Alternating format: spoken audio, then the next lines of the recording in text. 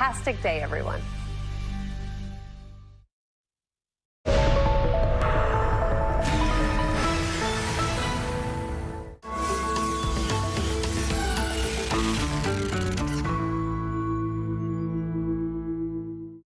It's Thursday, September 1st. It's a lot tougher to claim you're being targeted by the FBI when they keep finding top-secret documents at your house. We start here.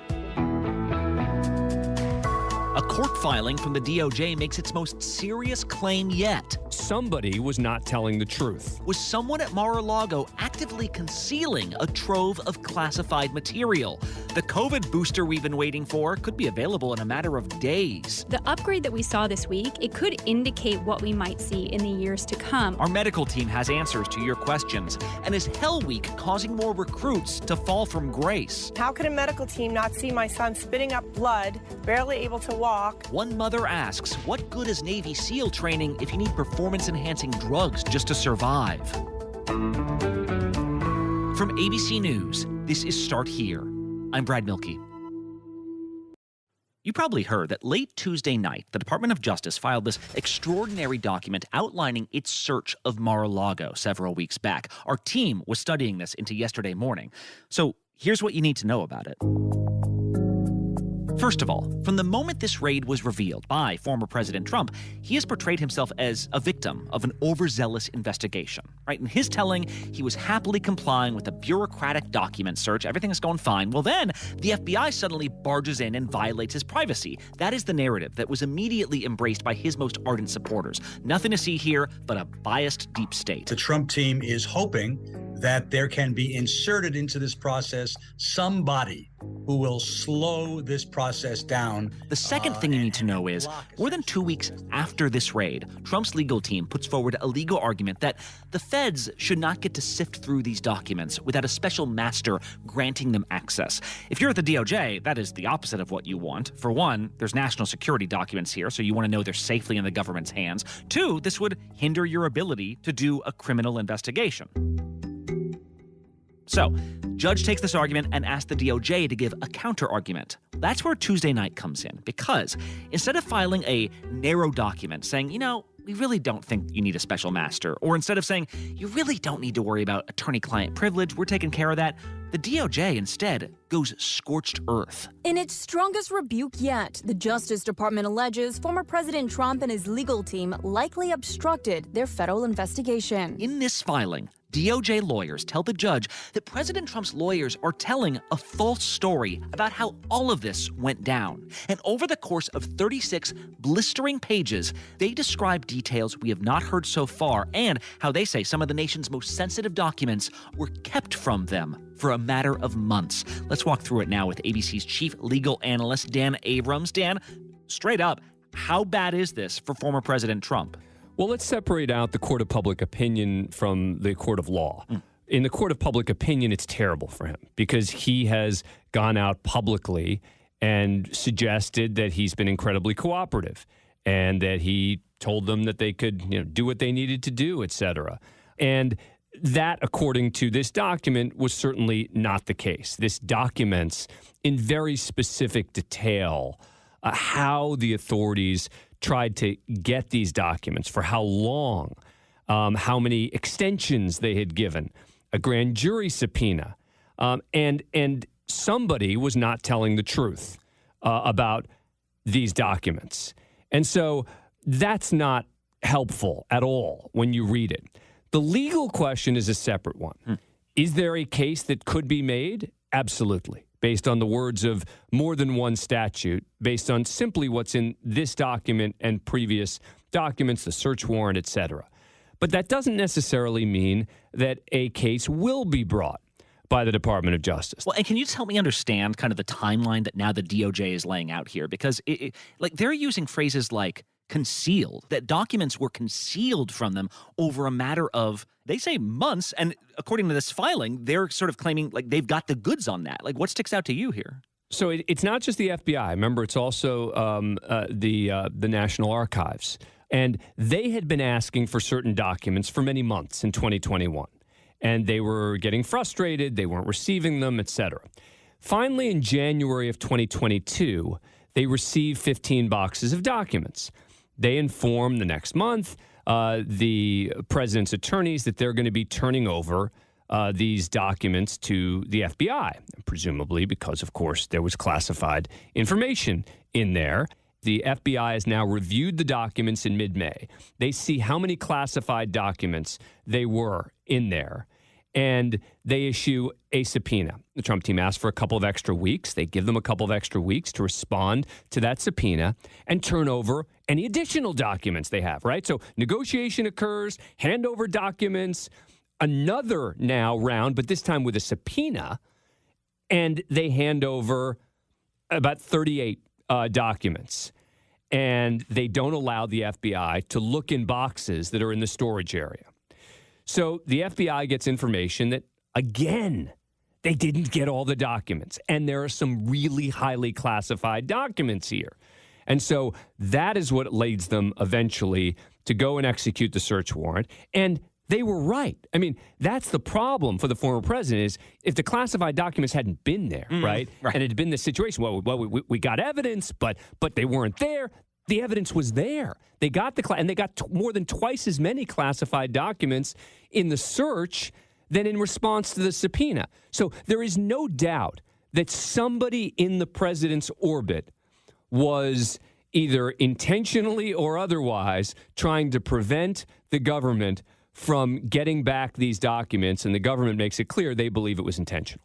Well, and the feds even put out a photo of some of what they recovered in the search. Like there's some like magazine covers and stuff, but then there's also laid out so you can see these documents marked secret, top secret. SCI means sensitive compartmented information. Like you need even more clearance to see that. And the Trump team said, you know, these were kept in a secure location at least. So is that relevant? Right. Well, yeah, it's relevant because it turns out the FBI found documents not in the storage area where they insisted all of the documents were. So that's another problem that they have, which is they insisted, oh, yes, we have all the documents. They're all in the storage area. It was locked. The FBI came in and broke the lock. Well, it turns out that they found highly classified information in his office as well, which was not behind this lock.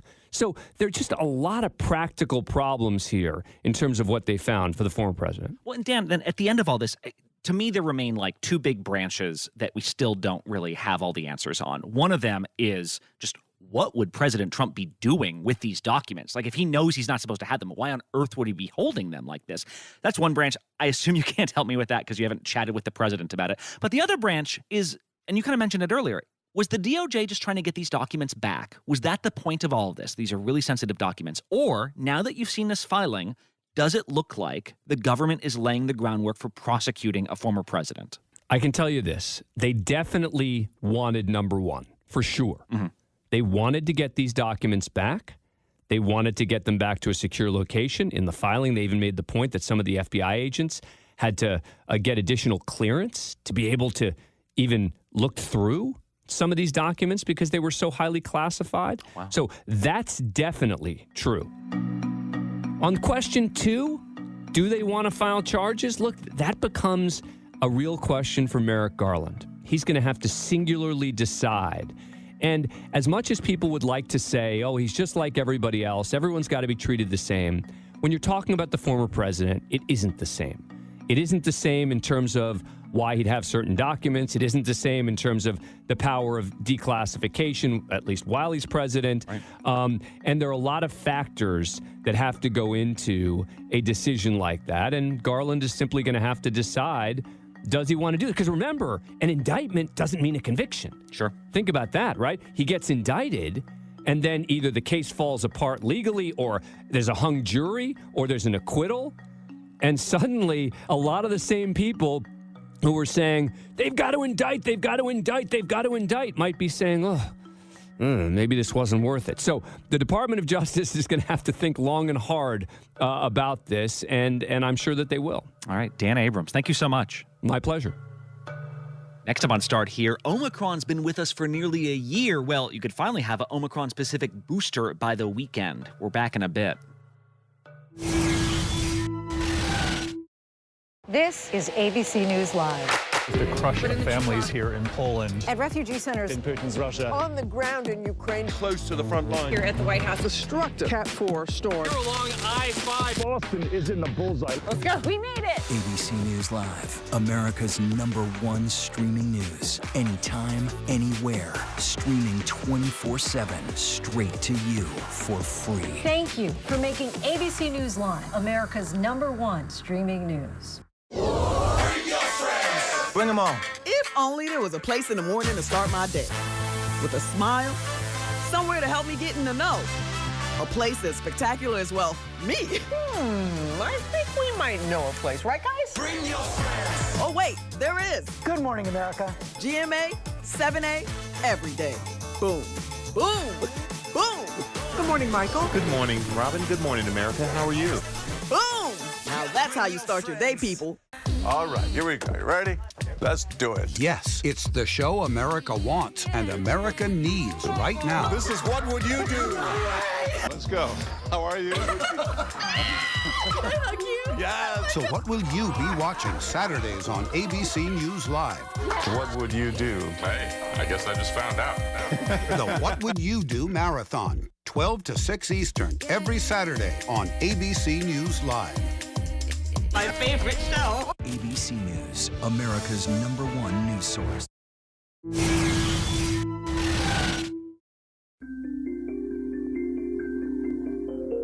For almost 2 years now, we've had a COVID vaccine. Since then, of course, the virus itself has changed significantly from Alpha to Delta to Omicron and all its subvariants. COVID has only become easier to contract, and yet that vaccine, in all that time, has remained exactly the same.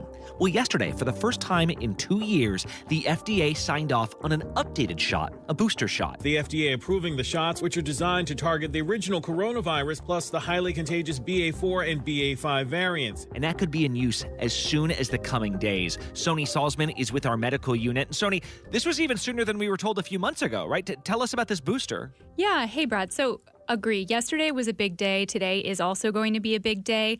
The upgrade that we saw this week, it could indicate what we might see in the years to come. A lot of times people compare this to the annual flu model, but this model where when the virus changes, we periodically tweak the vaccine and roll out a new version.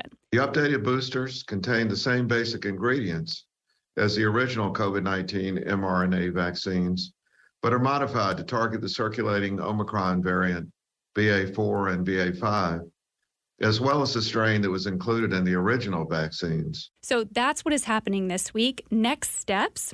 The FDA has already signed off. The CDC and its advisors need to sign off. And then the doses need to ship out to the different states. That will happen over the long weekend. And we could see these new boosters, shots in arms, by next week. Yeah, I was going to say, when can I get it? How can I get it? In what order would I get it? How does this whole rollout work? Right. So what we've seen for the prior boosters is kind of a risk-based assessment. You know, how old are you? What's your risk of dying of COVID, right? And if your risk is higher, you have a lot of underlying comorbidities, that sort of thing, you might be eligible sooner for additional booster shots. Mm-hmm. Now, what this authorization did is the FDA said, anyone who's over the age of 12 can get this Pfizer upgraded booster. Anyone who's over the age of 18 can get their Moderna upgraded booster. And you have to get those shots at least 2 months after your last shot. But other than that, the language that the FDA put out yesterday kind of left it there. Oh, that's interesting. That then essentially once your local drugstore or something has it, if you're the right age and you meet all those requirements, you can basically sign on up. Yeah. And I think it's important to remember the context here. So, you know, the government has been thinking about a potential fall surge. We've seen this in prior years, and they have been bracing for this. The hope here is not to have to give lots of vaccines each year. It's hopefully to have this be the vaccine that holds us for as much of this or for the entire season if it can. Something that the government has been thinking about a lot and pushing for is making sure that we had these upgraded boosters in time so that people would be motivated to go get the upgrade, get a shot, and then hopefully as many people get a shot as possible, and it maybe blunts a potential fall surge. Well, and Sony, that's kind of my other question about all this, because I get that, hey, it takes a while to get these vaccines tested,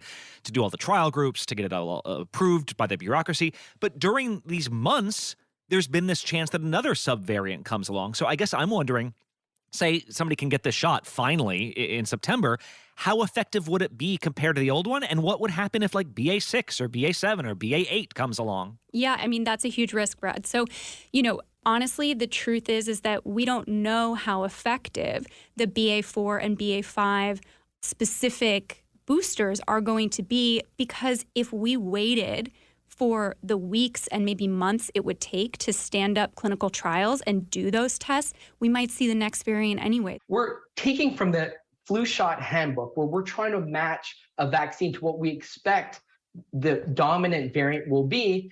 And through this, we don't necessarily need the same clinical trials because we've done them for previous vaccines. And I think the consensus is that because these vaccines are so similar to each other, it's the same technology. It's just tweaking a tiny little bit, that the safety is going to be the same. There's an educated guess that they will be more effective if you design them specifically against the new variant. And so that's what they're moving forward doing. Well, and the other question people have been asking me, Sony, is all these services, from vaccines to tests to Paxlovid, everything, are these about to get harder to obtain? Because the government sounds like it's trying to actively get out of the COVID game, right? They don't want to be the first stop for a lot of these treatments. Yeah, we're in this interesting phase. So just to be clear to everyone who is listening, you will be able to get this upgraded booster just like you've gotten all the others. There is enough funding. There was a big push, right? So you can go to CVS, you can go to your Walgreens, you can go to your local pharmacy. The vaccine will be free to you, right? But it could be that the next one won't, because the government is kind of transitioning away from this totally free model, and they are trying to kind of, get back to regularly scheduled programming. And so this is a priority. We're going to do the best that we can to get vaccines to folks who are most at risk, as I just mentioned. But we're going to continue to do the work that's needed to make sure we protect the American public. In a normal healthcare infrastructure, you have an insurance company. They'd help you get your, the medications that you need. People who are uninsured, they go to Medicaid. So we're going to see this transition period into the normal healthcare infrastructure, I think, moving forward. Yeah, and that's not to say your insurance might not cover it, but the idea being that the government will no longer be paying for it. Somebody else besides the government will be paying for it. Sony Salzman, really helpful. Thank you. Yeah, thank you, Rod. There's this long tradition in the U.S. elite military forces that you have to overcome some of the hardest training imaginable. But what if that training was doing more harm than good? Harm to the recruits and even harm to the institution? Here at home now, into the U.S. Navy SEALs under investigation tonight. The new report alleging widespread use of performance-enhancing drugs among trainees. Well, earlier this week, the New York Times published a damning report about the Navy SEALs, documenting a training process that is so difficult, some of our most promising young men and women feel like they can't do it without drugs. And now one mother is saying Hell Week essentially killed her son. ABC's chief global affairs correspondent Martha Raddatz is here. Martha, you spent so much time around naval officers, Navy SEALs. How brutal of a process are we talking about here, first of all? It is really incredible to see this. I've seen it up close. I've seen Hell Week. I've seen these young men with huge logs on top of them. They have 5.5 days of brutal physical training. They go into the ocean. They go underwater. Their legs are bound. Get down in the mud and start crawling. And all of this on less than 4 hours sleep. And I'm not saying 4 hours a night. It's 4 hours for the entire week. They are wasted at the end of this. Wow. And so then what happened with this recruit who died and these allegations from his mother? She is convinced. Her name is Regina Mullen. Her son was Kyle Mullen. He was formerly the captain of the Yale football team. He was in perfect condition. He felt honored, actually, to be able to train with men that were like him and to be challenged, and he was willing to accept the challenge. But she says during that week, he was coughing up blood. He had to be administered oxygen. Sometimes they are administered oxygen after a particularly brutal workout. And within hours after Hell Week ended, he was dead. But I did not want him to go. I said that the Navy was going to kill him, and it's unfortunate. I really did say that, and that's what happened.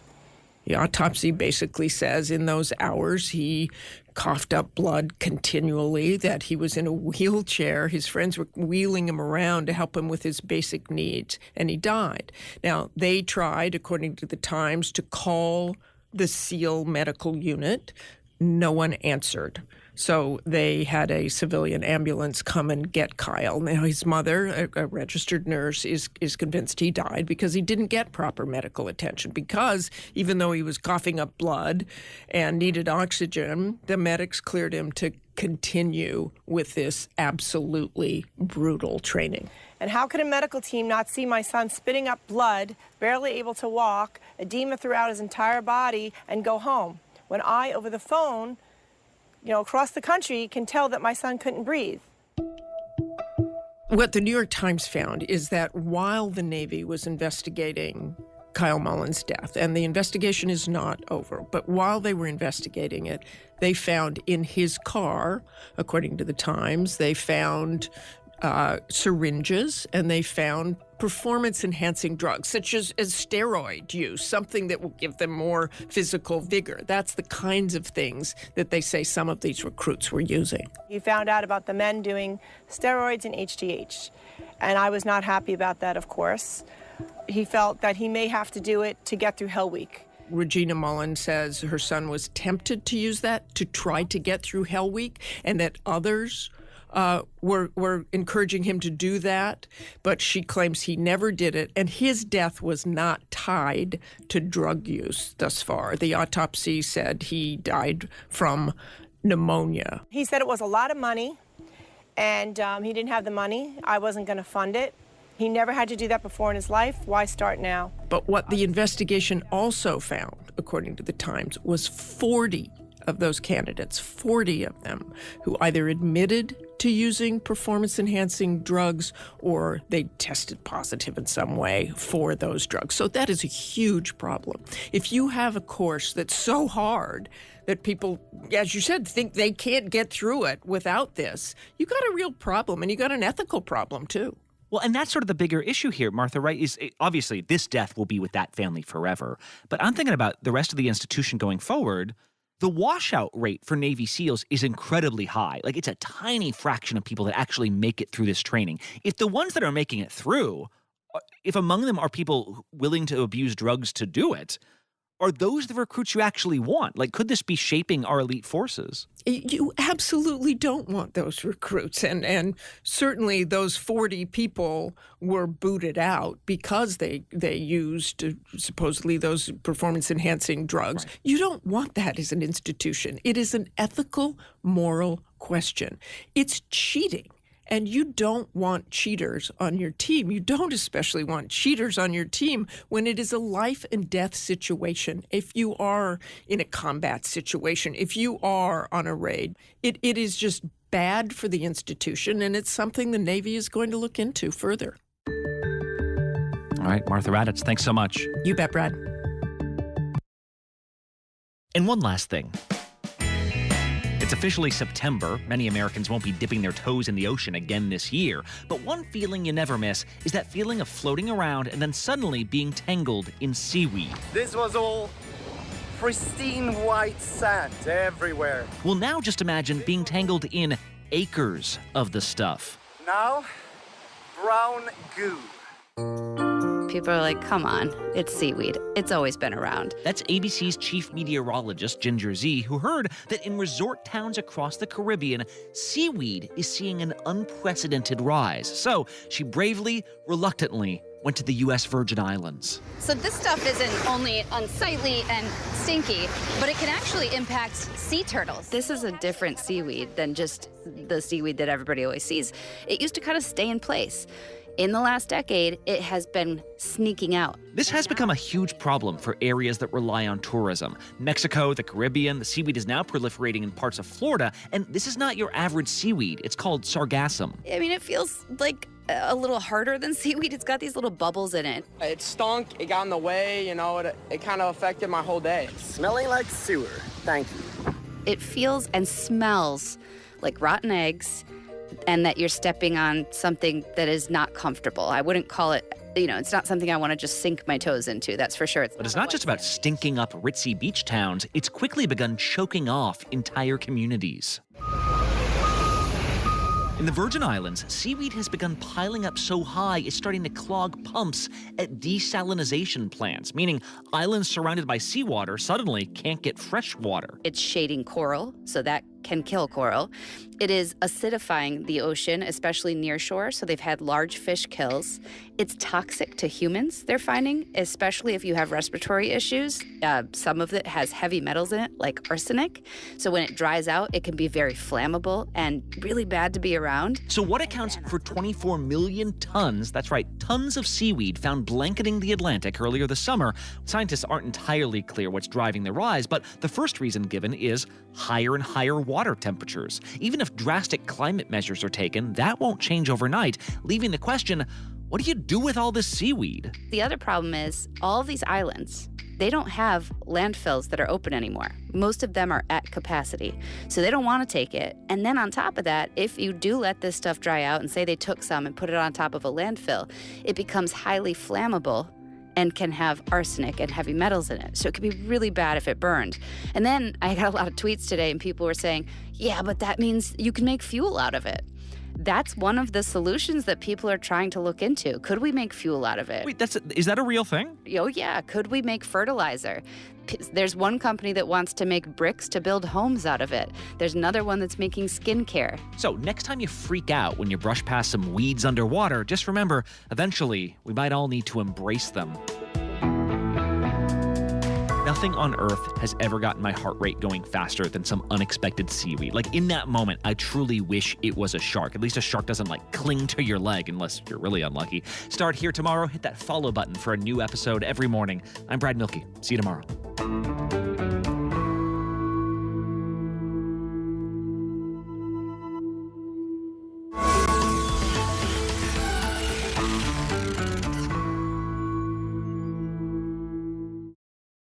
All right, here we go. You ready? Let's do it. Yes.